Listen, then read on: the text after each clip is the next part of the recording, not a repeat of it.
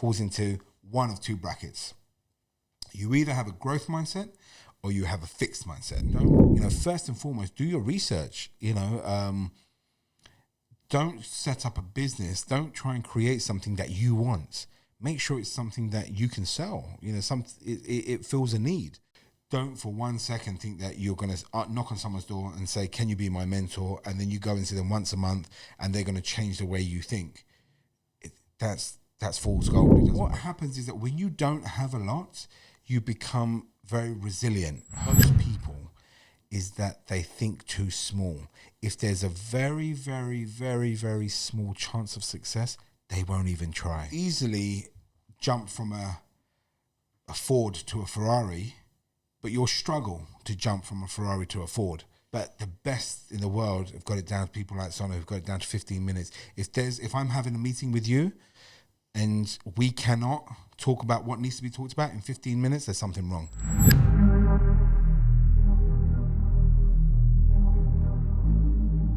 Hello and welcome to another episode of Inspire Podcast, hosted by myself, Kuram Kang. We bring you the absolute best content across entrepreneurship and business, and we do that by telling real life journeys from real life business people and entrepreneurs who are at the absolute pinnacle of their game. Today, we're incredibly humbled to be here with one of the absolute leaders in luxury media. He's the owner of Media 36, which oversees Asian Wealth magazine. They're leaders in business, luxury and lifestyle with clients such as Cartier, Chevas Regal and Porsche. He's interviewed some absolute industry heavyweights such as Peter Virdee, Jay Sean, Amir Khan and Anish Bhatt, aka Watch Anish, and hosts events across property, cultural dinners and entrepreneurship.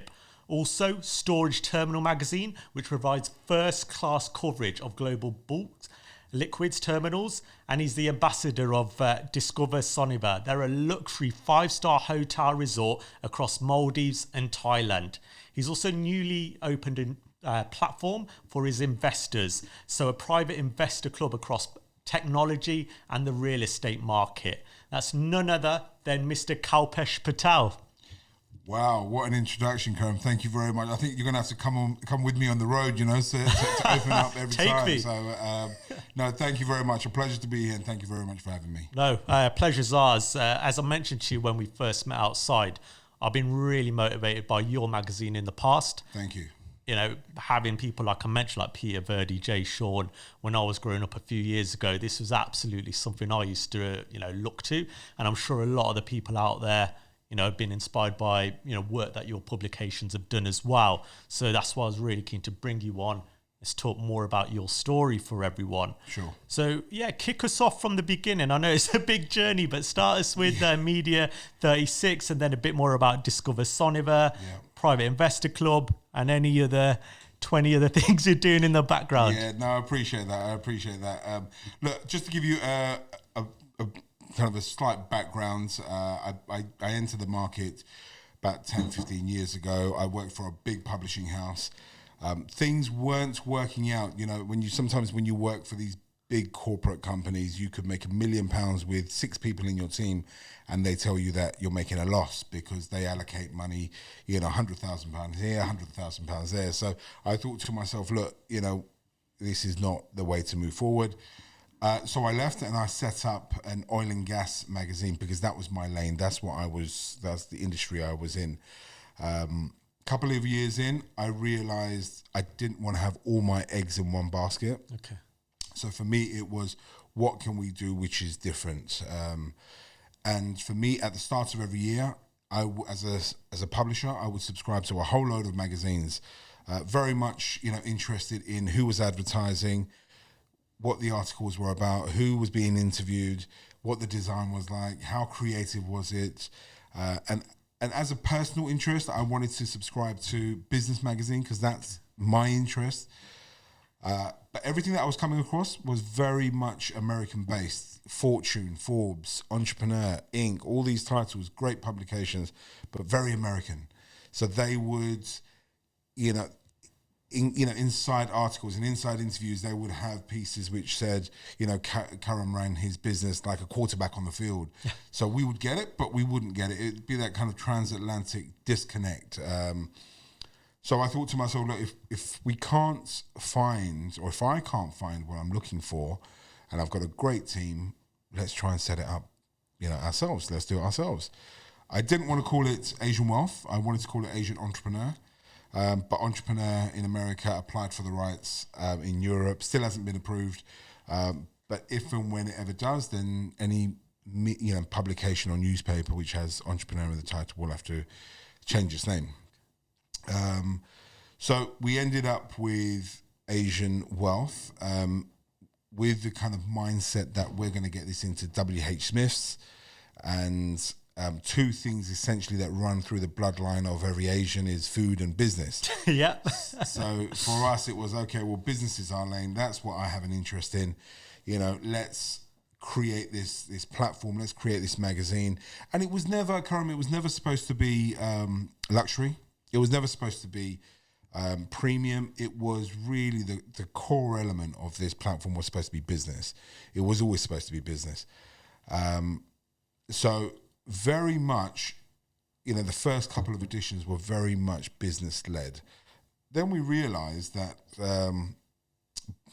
by default, so for the name that I didn't want to call it, Asian Wealth, and wealth being a context, different to what most people think.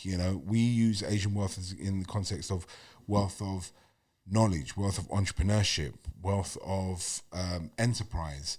It was never built to, mean monetary wealth in its traditional form. So, but you would only know that if you picked it up and you opened the pages and you read, so we never really talked about, how much someone was worth or monetary this or monetary that. It was never about that. We were always interested in is, and even now, even to this day, the only thing that we're really interested in is the mindset. People's mindset. So it doesn't matter if you are a startup business or a multi-billionaire, if I sit down and I'm talking to you, I'm interested in your mindset, what drives you, what time you wake up in the morning, what do you have for breakfast, do you make your calls first thing in the morning or late in the afternoon? I want to understand that. And a lot of our readers do as well, a lot of our subscribers, it's the same reason, that's what they want to do as well. But having a name like Asian Wealth, in the first couple of years, we fell on the radar of some very premium brands. You mentioned Cartier, you mentioned Porsche, Chevas, some of our fantastic clients. And we fell on their radar very, very quickly because what was happening about 8 to 10 years ago, a lot of these companies would do massive global campaigns. We all know Cartier, we all know Porsche, we all know these brands. And they would have their global campaigns. But what they were doing is that they were doing something called experimental marketing.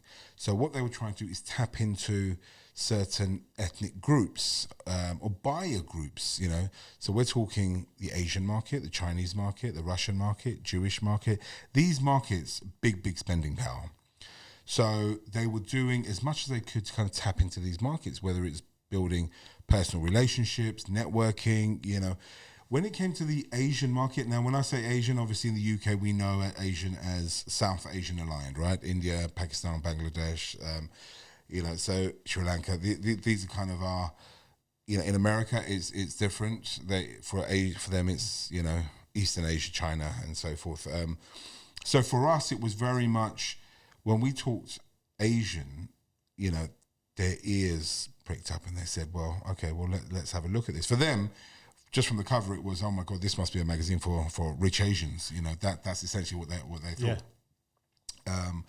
But, as we sat down, we started understanding what they want to do. So in the first couple of years, we maneuvered our magazine into a premium luxury model. We changed our designer, we changed the format of what we were doing, we changed everything about how we were, because And I think generally in business, you have to do it. You have to organically grow. You have to be fluid. You have to maneuver yourselves to what your client wants. Never lose your belief or your vision of what you want to do. We didn't do that. We wanted to be a business platform, a business magazine, and that's what we were, and that's what we are today. We just maneuvered ourselves into what our clients wanted us to be. But we never lost our DNA.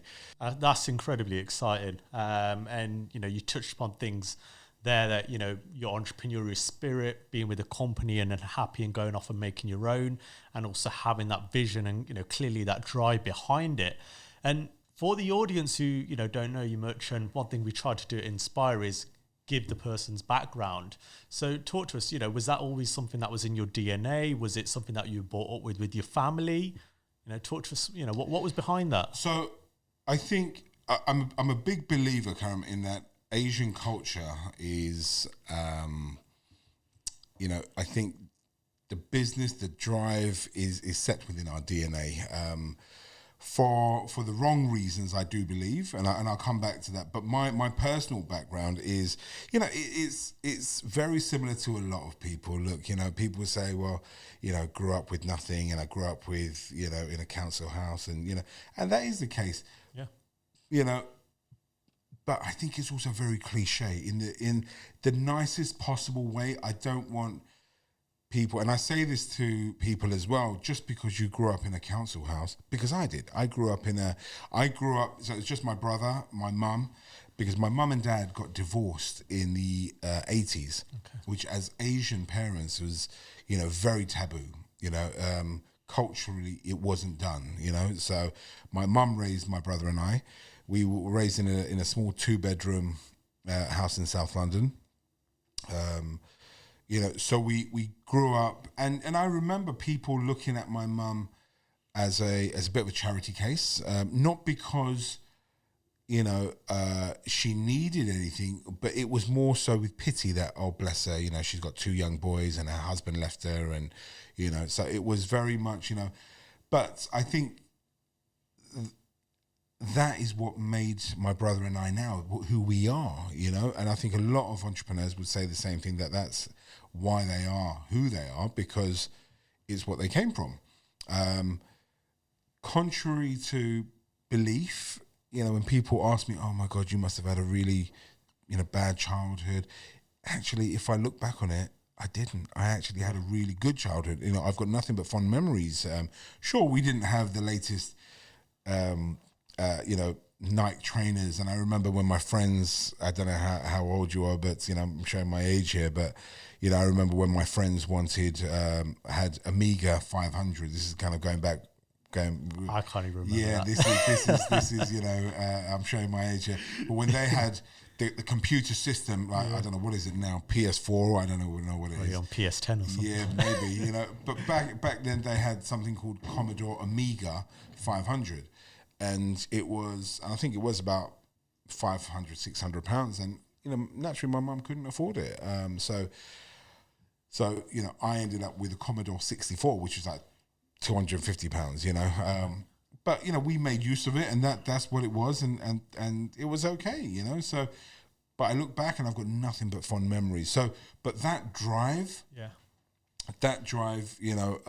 is what sets in, and what gives you that hunger, is what I believe, so, and I think people who come from that, they share very much one feeling, and the big thing that drives them is the fear of failure.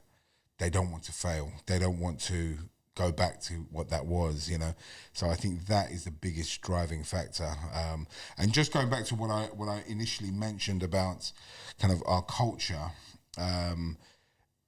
when we first launched the magazine, we've done a very interesting piece which looked at the Asian culture and why Asians are, are very, very driven. Why is that? Does it come naturally, or? But what it was is that if you look back and you look at, Asian culture, is everything is very, very superficial. Everything is judged on the job you have, the house you have, the car you drive, everything around, everything is very fickle. It's very superficial. And series like Goodness Gracious Me, they've made jokes about it. My son's got this and my son's got that, but that's how it is. But by default, what happens when you grow up in a world like that, because you are judged on the house that you live in, or the car that you drive, or the friends that you have, you are by default trying to strive constantly, because you're being pushed by community, by society, by your parents. You're constantly being pushed. So some people like it and some people don't, but it becomes inherent as part of your nature. So you constantly want to strive and become better.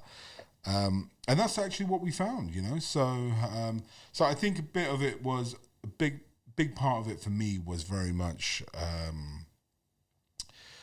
what I went through when I was younger, and actually the hunger of having what I didn't have. And now it becomes, the fear of failure. That's beautiful. And thanks for sharing your background with your upbringing with your parents and your mother. Sure. And, I'm sure there's so many people out there who do go through hardships, or grow up in hardships and don't know how to get out. So what was your mindset back then? Did you know you wanted to change it? Did you always stay optimistic and positive? What used to go through your mind during those, those early years growing up? I think when you're young and you're growing up, like when I was growing up, there was a lot of things which, didn't go right, but essentially you have to have that can-do attitude, What happens is that when you don't have a lot, you become very resilient. And from a very young age, I understood that, it's, if you can easily jump from a Ford to a Ferrari, but you'll struggle to jump from a Ferrari to a Ford, because your mindset is different. Your expectations are different, So when you're at that level, it's just moving up. You can always go up. So, all of a sudden when you're younger and you don't have a lot, everything that comes to you is a blessing. Everything that comes to you is a bonus, and then you realize that, and then you have this inherent hunger within you. And I think that is with a lot of people. It's not just our culture. I think if you look across the planet and you see entrepreneurs, successful entrepreneurs, most of them, you will find that actually they didn't have much growing up, So it's the hunger that drives entrepreneurs. Brilliant. For sure. And that reminds me about a quote I read that you mentioned a few times on your Instagram. If you're gonna think, make sure you think big. Does that go back to your early days, and you've always been a big thinker, or is it something you learned to do yourself?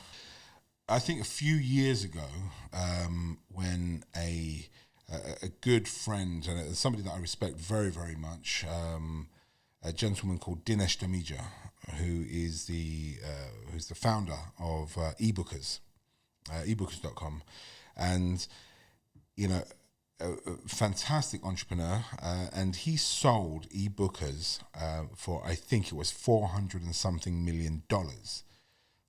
So very successful, amazing what he did. And he said to me, this one piece of advice that he gave to me a few years ago, which always resonates with me, and I'm always happy to share it.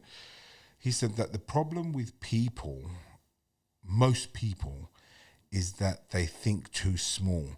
If there's a very, very, very, very small chance of success, they won't even try. So that is something that I've learned over the years, and now it is a motif that I live by. It's, if we want to work with, Rolls-Royce, why can't we work with Rolls-Royce? Tomorrow I'll jump on the phone with them. Somehow, some way, we will try and work with Rolls-Royce.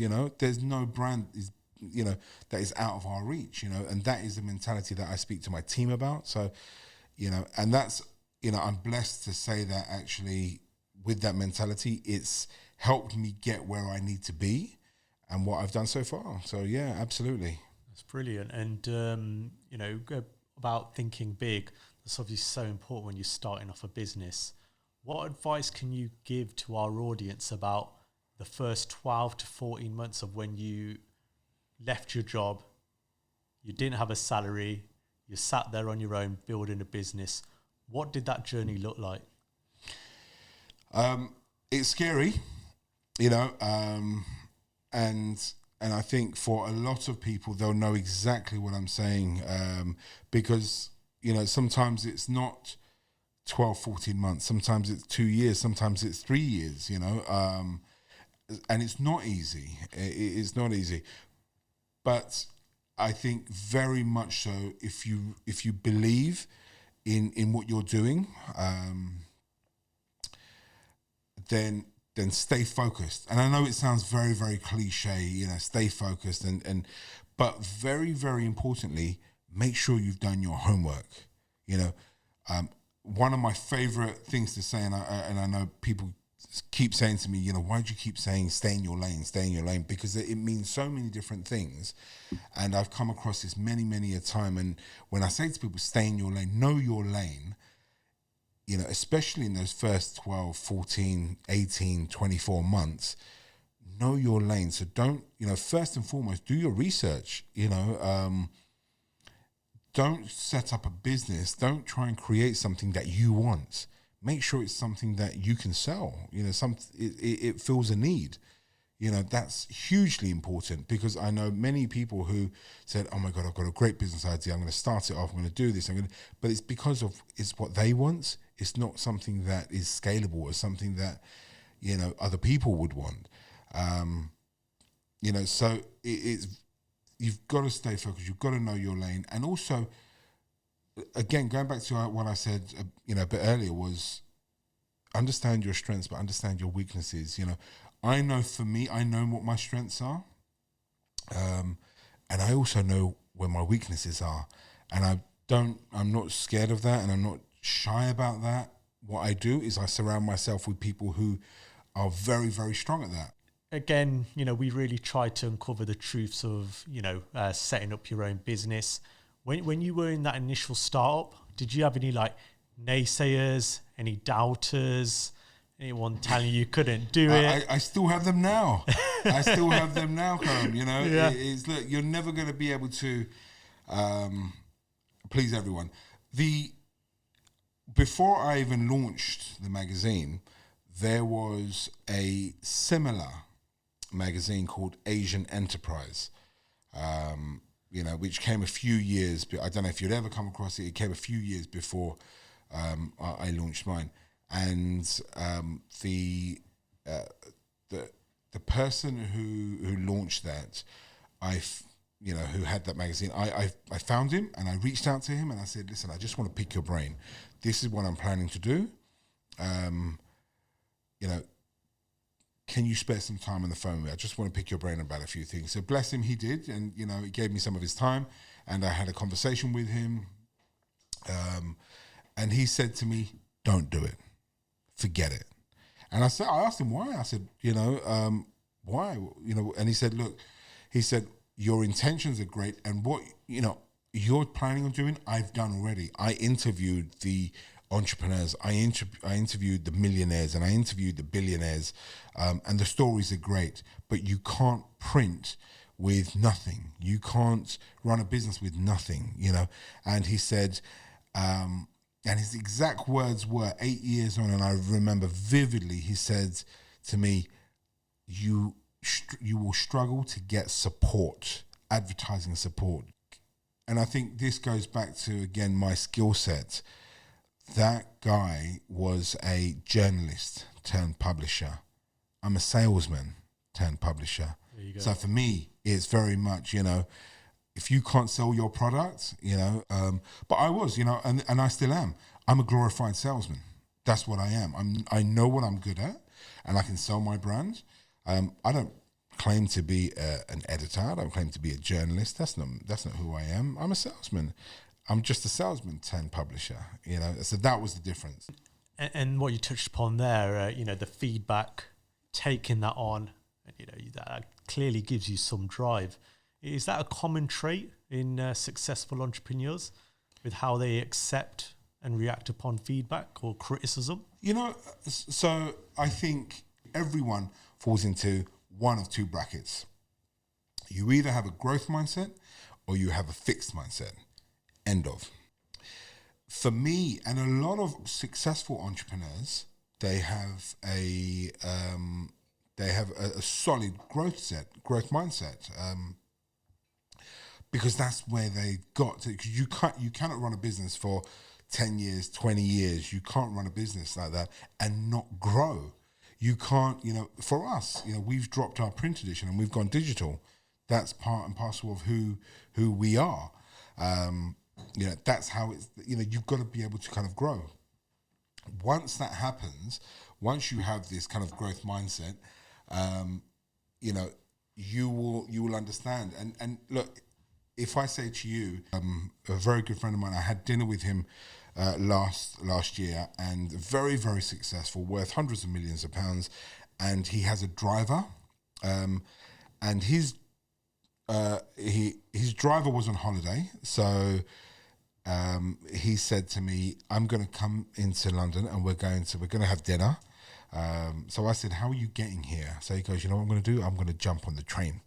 So because his wife said, "Listen, why don't you jump on the train and just get an Uber back?"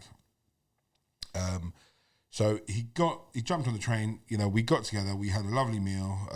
We left the restaurant probably around midnight, and he said to me, "My wife has downloaded this Uber app for me. How do I use it? How do I use it?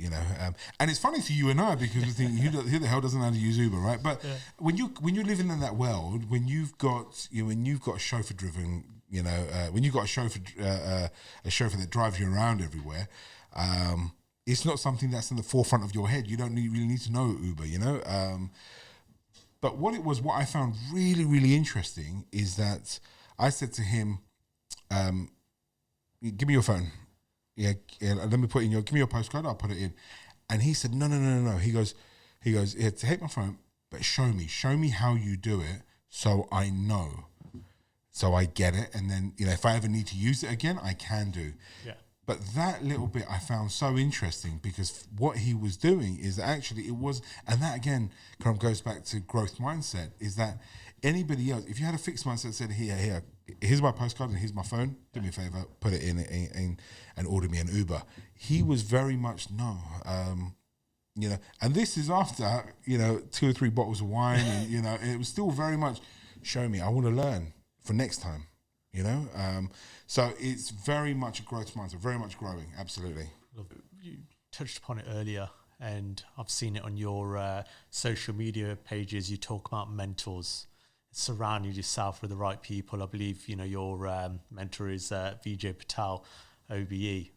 Talk to us about what influence a mentor's had on you and how important it is for anyone striving to do more and better in their business. So I guess I'm very, very blessed to be in a position where I come across, and I've met and I've become friends with some very, very successful entrepreneurs. And I say success not in the traditional sense, in what they've achieved, because they have this mindset, they have various things. But for me, so I'm blessed in the sense that I don't just have one mentor. I have a number of mentors. And sometimes they don't even know that they're my mentor.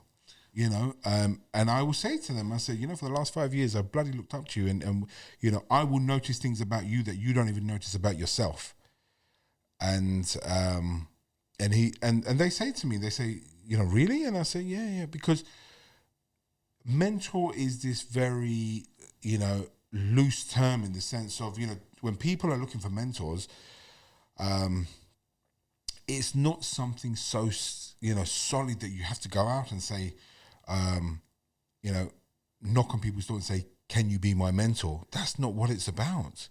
It's actually about surrounding yourself with the right kind of people that will help you grow. And that is really what mentorship is. Don't don't for one second think that you're going to knock on someone's door and say, can you be my mentor? And then you go and see them once a month and they're going to change the way you think. That's fool's gold. It doesn't work like that. That's not how it is. You have to be able to absorb, surround yourself. Look for the people that will help you grow. Look for the people that will help you level up. You touched it. You've said it. Publication is your background. Media, that's now social and digital. When you picked up an award, I believe it was 2016 or 17, you spoke about how the media landscape was going to change. And we've seen a huge change in the past 3-4 years alone. Like Instagram, Facebook, everybody's trying to go digital. Everyone is going digital. How do you see the next 5-10 years being for media and publication? So this is a question I get asked a lot, and it's always, depending on who you ask, Karam, some people will say print is coming back, because they say, well, look, people don't want their eyes constantly on a screen, so they enjoy that process of reading words on a page and something a bit meaty, something which has 1,200, 1,500, 2,000 words, something which is a bit meaty. So print is coming back. That may be the case, and I think maybe at some stage we may revert back to that. I don't think it's going to become a world where all of a sudden you're going to jump on a train at a rush hour and everyone's going to have a paper and a book in their hand. I think those days have gone. But I think we will get to a stage at some point that people will start enjoying words on a page. Now, I don't know what kind of pages there'll be, whether it's kind of Harry Potter moving words on a screen or something, but scribes. Yeah, I don't know if it's going to be that or if it will be something else. But I think, yes, it was very much, I think the digital world still has, a way to go. It's very much, the landscape is very digital right now. And I think those people, anyone in media, any industry, anyone kind of within the industry of media has seen that. And it's become, look, if you, again, kind of the growth mindset and evolution, if you sit on the tracks for forever, something will go wrong, so you've got to keep moving. And I think, in this kind of world, we want to be the apples. We don't want to be the blackberries, and I think we all know what happened to blackberries. So I think you have to be aware of what's going to happen. But I think digital still has evolution in its path when it comes to media. Correct. And obviously you just touched upon it again. You've in business coaching as well. We mentioned at the top of the show you're ambassador for Soneva, luxury 5-star resort, which you can give a bit of a background on. And you've now launched your own platform with investment. Did you envisage this? Was this part of the plan when you first started? Like, what was the dream? No, it wasn't. It wasn't. For us, again, it goes into evolving your business and evolution. In our business, I'm the front man. I'm the emotional one. I'm the creative one. My brother is the analytical one. He's the strategic one. So we know where our strengths are. We know where our weaknesses are. Where I'm strong, he's weak. And where he's strong, I'm weak. So when he came into the business 2.5 years ago, I think it was, I think he's seen a lot of, and my brother's background is in property. Yeah. And I think he's seen a lot of opportunities where previously we haven't taken full advantage of.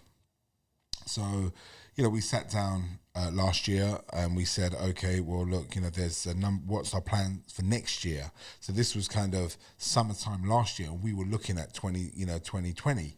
We're saying, right, what are we going to do? What's our goals for the end of 2020? How are we going to get there?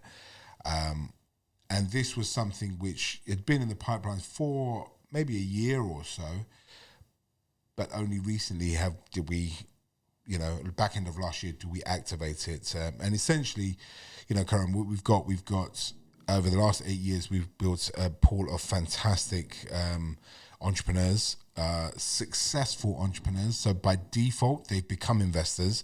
A lot of them within property and real estate, but some of them who invest in watches, some of them who invest in cars, in wine, in art, and they've also become personal friends as well. So they trust us. They trust what we do. And on the other hand, there are deals coming to us, mainly on the property and real estate side, off market, where there are opportunities where we get first before they hit the market. We've got two pools of investors, essentially. We've got investors who are happy to invest anywhere from £1 million up. And then we have a separate pool for ultra high net worth investors. And these investors, they won't look at anything less than 20 million. So, it's not worth their while. We're working on a private equity deal at the moment for a dental tech business, which has only been in the market, I think, 3 or 4 years, and year on year it's grown 300%. So amazing figures. The background is strong, and there are some serious investors looking at this. So and that's exclusively with us at the moment. So that's working very, very well. But it's my brother who's spearheading that side of the business. He's the clever one, you see. So so Sonny's spearheading that, and I'm the one who hangs around on Maldivian islands, and but no, just kind of going back to your question about Soneva. So yes, I'm an ambassador for Soneva. I've been in love with the brand since I became aware of it in 2016. My first time on the island was in 2016, and most people won't know Soneva, but they may know Six Senses Spas and Resorts. So Sonu Shivdasani, who is the founder and CEO was the founder and CEO of Six Senses Spas and Resorts, he sold that, and him and his wife launched Soneva. So Sonu and his wife Eva collectively are Soneva. So they have 2 islands in the Maldives. They have a beautiful resort in the south of Thailand. They have a private yacht in the Maldives as well. Well, the reason I fell in love with Soneva is their ethos. They believe in something called intelligent luxury. So it's not about gold and marble. It's the fact that when you're on the way to the island, they will take your shoes and then put it in a tote bag for you, and they'll say to you, Karam, for the next 10 nights that you're on the island, you don't have to put on shoes. So when you come to breakfast, barefoot. When you come to lunch, dinner, whatever you do around the island, barefoot. That's luxury. The fact that you can just have, because the whole island is sand. So you have sand, running through your toes throughout the whole 7-10 nights that you're there. That's luxury. That's something you can't experience every day of your life somewhere else, They have a wonderful chocolate room with chocolate, which is all made on the island, and the chocolate room is open from 10 o'clock in the morning till 10 o'clock at night. You don't pay for anything. You just go in there and you help your damn self, and everything from fusion. They have the standard milk chocolate and dark chocolate, but the passion fruit infusion of chocolates, and pistachio chocolates, and chocolate ice creams, and this and that. It's like kind of Willy Wonka blew up in there, and that's luxury, that you can just go in there and indulge in these things. But for me, more so is what I learn from the founder. I just put up recently. I put up a very quick interview that I did with Sonu while I was on the island in January. I don't know if you saw that, and yeah. it was supposed to be 90 seconds. I said to Sonu, we're going to do a 90-second one, and I think it went on for like 7 minutes. 7 minutes, yeah. I've seen that. It's 7 minutes. Yeah. So, but you know, and before we started, I just asked him 5 questions, and I said and he said, you know, you really want to ask me these questions? And I said to him, Sonu, the reason why I want to ask you these questions is because it's, as an entrepreneur, me and a lot of other people, these are the basic things that people want to know. You know, as a very successful entrepreneur, what time do you wake up in the morning? You know, and it's interesting because it's the question that I ask a lot of people, because, and they get surprised that, why are you asking me? You know, this guy who I mentioned about the Uber guy, when I said to him, his name's Mayank, and I said to Mayank, you know, and I was asking him, oh, look, what time do you wake up in the morning? What's your morning routine? You know, this guy's worth hundreds of millions of pounds, right? So, and when I said to him, I want to do something, and he goes, nobody's going to be interested in that. And he said to me, and I said to him, why? Why do you think? He goes, because nobody's ever asked me those kind of questions. I said, because if anyone's got 5 minutes with you, they're not going to ask you what time you wake up in the morning. You know, but I said, that's what people are really interested. You know, what's your diet like? You know, what time do you wake up in the morning? How many holidays do you go? Do you switch off when you go on holiday? All these kind of little intricate, you know, personality traits people find really, really interesting because they want to grow. I want to grow, you know. So, yeah, that's. Have you read Robin Sharma's bestseller 5 a.m. Club? No, I haven't. I've heard of it, but it's a bestseller, and it's just based on. I know there's a lot more to it, but waking up at 5 a.m. The magic behind that, the morning rituals, and it's so important. Yeah. And it's funny how you say, you know, you asked him, and he said, "Who's going to want to know that?" Yeah. But actually, everybody wants to know that because, you know, that 1%, 2% difference, you know, can be the difference between second and first place. And on your description of Suniva, I was looking at Krish. I think we're going to want to check that out. Get our shoes off. Yeah, get the milk chocolate. Yeah, you got to do that. You got to do that. I mean, it's an amazing place, and you know, if you ever get a chance to go there, and you know, and Sonu's on the island. I mean, him and even live on the island. He travels a lot, but you know, that's where their home is. If you ever get a chance to be there and grab even 15 minutes of his time, you know, then you will learn so much. And again, kind of going back to kind of evolution, whenever I'm on the island and Sonu runs his diary like every 15 minutes. So this is again something that I learned, you know. So it's, you know, every 15 minutes. These are world experts on the planet, because, you know, some people call it time boxing, some people call it something else, you know. And I know people who, for me, my diary is, you know, I'm not that advanced, and mine is an hour and a half. My whole day is split into hour and a half slots. So, you know, that's what I do. If I have a meeting, it's an hour and a half. You know, if I'm having lunch with someone, it's an hour and a half. It's, you know, it's all these things. I know people who have locked it down to half an hour. So, you know, but the best in the world have got it down to people like Sonu, who've got it down to 15 minutes. If I'm having a meeting with you and we cannot talk about what needs to be talked about in 15 minutes, there's something wrong. I love that. And for anybody watching or listening, please check out Soneva. I've been on your Instagram. It looks incredible. Thank you. Absolutely beautiful place.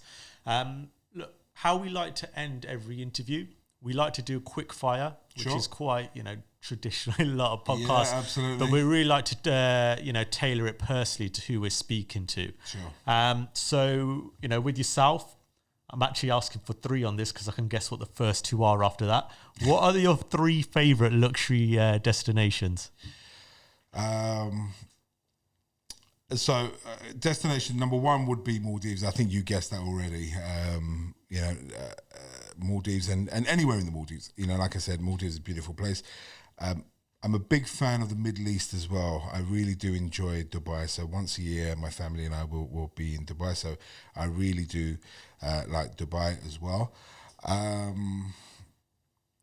think the third one, the third one would probably have to be London at Christmas. You know, I love, and it's very completely far from, you know, the sun, sand and sea of the Maldives and, you know, the Middle Eastern sun of Dubai. But I love London at Christmas. Beautiful. And your two favourite drinks, your holiday drink is Negroni, home drink is old fashioned. Yes. If you could only drink one again? Old fashioned, all day, every day. That's an easy one. Yeah. Your social media pictures, for anyone following you, are very distinct. Everything's point of view. Mm-hmm. What's the reason behind that? I'm too ugly to be in front of the camera. You know, it's, Don't say that. No, it's. I think it was just something which I think years ago, it was just kind of a couple of pictures that I took like that, and I liked the way that they came out, and I think it's become a thing now. You know, it's more so. You know, what I see is through my eyes, you know, so that's the kind of perspective I like to give on it, you know, and I think it just adds something a little bit different as well. Cool. So, yeah. And you've interviewed a lot of industry leaders, some of the most famous and powerful people in business. If you could interview one person who you haven't already interviewed, who would they be? Very good question. I think I would probably. I want to say Richard Branson, but I don't know what I would ask him because I've read his books and I've listened to his audio books, and so I feel like I know everything that I need to know. Richard Branson is probably someone that I would, if I did ever get the opportunity to interview him, I would probably ask him questions which many people haven't asked him, just so it's very different and I get to understand more. But yeah, if I just had to think off the top of my head, who would I interview? I think it would probably be Richard Branson or Jay-Z. Good choice. Jay-Z. I think everyone. I think he's done phenomenally well, you know, in his industry. But as a business person, it's I think I'd really like to interview Jay-Z. Great. And finally, what would you tell your 20-year-old yourself?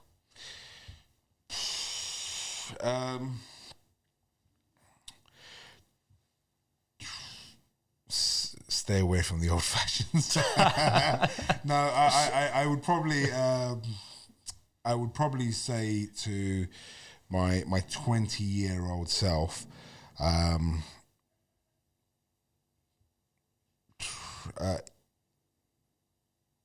go out and see more. So yeah. Brilliant. That's really good advice. Well, look, thank you once again for your time. Thank you. You know, it's really great speaking to you about your background, your upbringing, Asian wealth, what you're doing now with the property platforms as well. And yes, media and social media. I'm sure our viewers got so much information out there. If they want to follow you, where can they go? So me personally, I'm on Instagram at Mr. KP36.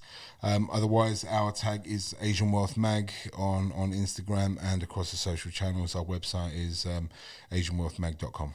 Perfect. And after this, remember to like, subscribe and share. And yeah, we look forward to coming back with more material.